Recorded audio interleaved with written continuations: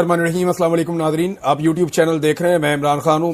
ناظرین، ایک بہت بڑی خبر ہے اور یہ بم شیل واقعی بہت بڑی خبر ہے، کیونکہ یہ جو ڈیولپمنٹ ہونے جا رہی ہے یہ پاکستان کی اسٹیبلشمنٹ کو اور پورے نظام کو ہلا کر رکھ دے گی۔ مجھے نہیں لگتا کہ ابھی تک اسٹیبلشمنٹ کے بعد یہ خبر ہے، لیکن جلد وہ اس خبر تک پہنچ جائیں گے، اور خبر بہت امپورٹنٹ ہے۔ یہ خبر ہے جو ولسن کے بل سے متعلق۔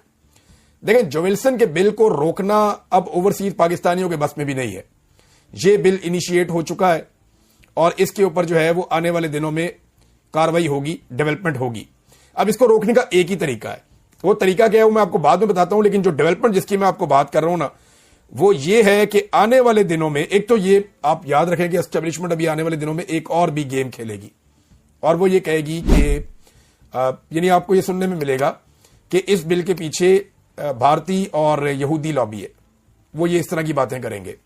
وہ یہ کہیں گے جی اس کے پیچھے اسرائیلی کام کر رہے ہیں، بھارتی کام کر رہے ہیں، اور کشمیر اور فلسطین پہ پاکستان کا ایک موقف ہے۔ وہ کیا موقف ہے وہ تو ہم دیکھ لیا۔ فلسطین کے ساتھ جو کچھ بھی ہوا، پاکستان نے کیا جیسے ماضی میں مضبوطی کے ساتھ موقف کو اٹھایا تھا، کیا آج کل پاکستان ویسے اٹھا رہا ہے؟ تو ہمیں پریکٹیکلی وہ چیزیں ویسے دکھائی نہیں دے رہی جیسے ہمیں ماضی میں دکھائی دیتی تھی، چاہے وہ کشمیر کا معاملہ ہے، چاہے وہ فلسطین کا معاملہ ہے۔ اب آپ آ جائیں جو ولسن کے بل میں ایسی کیا چیز ہونے جا رہی ہے جو امپورٹنٹ ہے، تو میں آپ کو بتاتا ہوں۔ ایک تو آپ یاد رکھیے گا، یہ جو دو لوگ ہیں نا جو اس بل کو لے کر آئے ہیں، پاکستان ڈیموکریسی ایکٹ، یہ جو بل ہے اس کو لانے والے دو لوگ جو لے کر آئے ہیں، جمی پنیٹا اور جو ولسن، یہ دونوں آرمڈ سروسز کمیٹی کے ممبرز ہیں۔ بس یہ آپ نے یاد رکھنا ہے، یہ امریکہ کی ایک بہت امپورٹنٹ کمیٹی ہے اور یہ دونوں لوگ آرمڈ سروسز کمیٹی کے ممبرز ہیں۔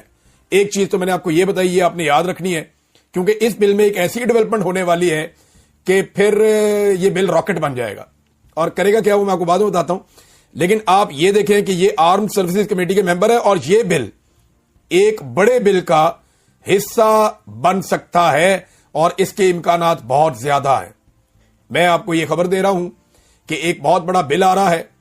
یہ والا جو بل ہے جو پاکستان ڈیموکریسی ایکٹ ہے، یہ اس بڑے بل کا حصہ بن سکتا ہے، اور اگر یہ اس بڑے بل کا حصہ بن گیا تو پھر پاکستان کی اسٹیبلشمنٹ کے لیے اس کو بریک لگانا تقریباً ناممکن ہو جائے گا۔ ان کے پاس رستہ صرف ایک ہی بچے گا، اور وہ رستہ ہے کہ عمران خان صاحب کو معافی مانگ کے فوری طور پہ ریلیز کر دیں اور پاکستان میں الیکشن کا ٹائم فریم دے دیں۔ اس کے علاوہ ان کے پاس رستہ کوئی نہیں بچے گا۔ یہ پاکستان میں ڈیموکریسی کو انشور کریں، رول آف لا کو انشور کریں، اور عمران خان صاحب کو فوری طور پہ معافی مانگ کے ریلیز کر دیں جھوٹے مقدمات کے اندر سے، تو پھر شاید یہ اس بل کو آنے سے، پیش ہونے سے یہ روک سکتے ہیں۔ ادروائز اس کے اوپر جس وقت ووٹنگ ہو گئی اس وقت کیا ہوگا، یہ خبر میں آپ کو دے رہا ہوں کہ یہ بل ایک بہت بڑے بل کا حصہ بن سکتا ہے۔ اس کے بہت زیادہ امکانات ہیں، کیونکہ اس کے اوپر باقاعدہ ڈسکشن ہو چکی ہے، بلکہ مجھے جس نے یہ خبر دی اس نے یہ دعویٰ کیا کہ یہ ہو جائے گا۔ میں یہ مارجن رکھ رہا ہوں کہ ہو سکتا ہے کہ یہ نہ ہو یا کسی وجہ سے اس کو روک دیا جائے، تو میں آپ کو یہ کہہ رہا ہوں کہ یہ ممکن ہے کہ کسی بڑے بل کا حصہ بن جائے، اور اگر یہ بن گیا تو پھر زیادہ مشکلات ہو جائیں گی۔ اور اوورسیز پاکستانی اس کے لیے بہت زور لگا رہے ہیں، لگاتار ملاقاتیں کر رہے ہیں، کانگریس مین کے ایک ایک کر کے وہ ووٹ اکٹھے کر رہے ہیں، اور جتنے ووٹ انہوں نے اکٹھے کر لیے ہیں اگر اسی رفتار سے وہ کرتے رہے تو آنے والے چند ہفتوں میں آپ کو اس کا نتیجہ نظر آنا شروع ہو جائے گا۔ پاکستان کی اسٹیبلشمنٹ پہ بہت دباؤ ہے، اور اس وقت اسٹیبلشمنٹ کیا کر رہی ہے یہ میں آپ کو بتا دوں، بڑا عجیب و غریب کام ایک اور کر رہی ہے۔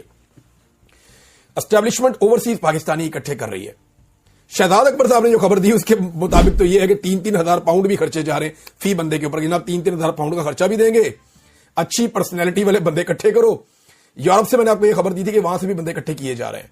پھر میں نے آپ کو خبر دی تھی کہ امریکہ سے، یورپ سے، برطانیہ سے، مختلف ملکوں سے جو اوورسیز پاکستانی ہیں انہیں اکٹھا کیا جا رہا ہے کہ آپ کو لے کر ہم نے جانا ہے پاکستان، اور پاکستان میں آپ کو 5 سٹار قسم کا پروٹوکول ملے گا، آپ کو پراپر جو ہے وہ سہولتیں دی جائیں گی، آپ کو بہترین سیکورٹی دی جائے گی، آپ کو بہترین ہوٹلوں کے اندر ٹھہرایا جائے گا، آپ VVIP قسم کے بندے ہوں گے پاکستان میں۔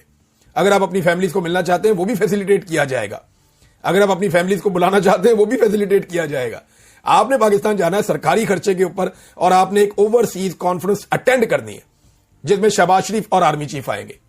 یعنی شہباز شریف اور آرمی چیف کی ایک خواہش پوری کرنے کے لیے، یا دنیا کو یہ بتانے کے لیے کہ اوورسیز پاکستانی ہمارے ساتھ کھڑے ہیں، پاکستانی عوام کا جو ٹیکس پیئرز کا پیسہ ہے اس کو ایسے اڑایا جا رہا ہے، ایک تاثر بنانے کی کوشش کی جائے گی کہ یہ سارے اوورسیز پاکستانی جو آئے ہیں जो बेचारे खुद पैसा नहीं खर्च करके आ रहे, जो अपना खर्चा उठाने के लिए तैयार नहीं है, जिनको लाने के लिए सरकार पैसा खर्च कर रही है, उनको लालच दे रही है और टास्क दिया जा रहा है सरकारी और नीम सरकारी बंदों को कि आप इनको लेकर पाकिस्तान में पहुंचे और इनसे फिर आपने अच्छे अच्छे सवाल भी करवाने। पूरा ऑर्गेनाइज किस्म का इवेंट करवाया जा रहा है ओवरसीज पाकिस्तानियों का इस्लामाबाद में।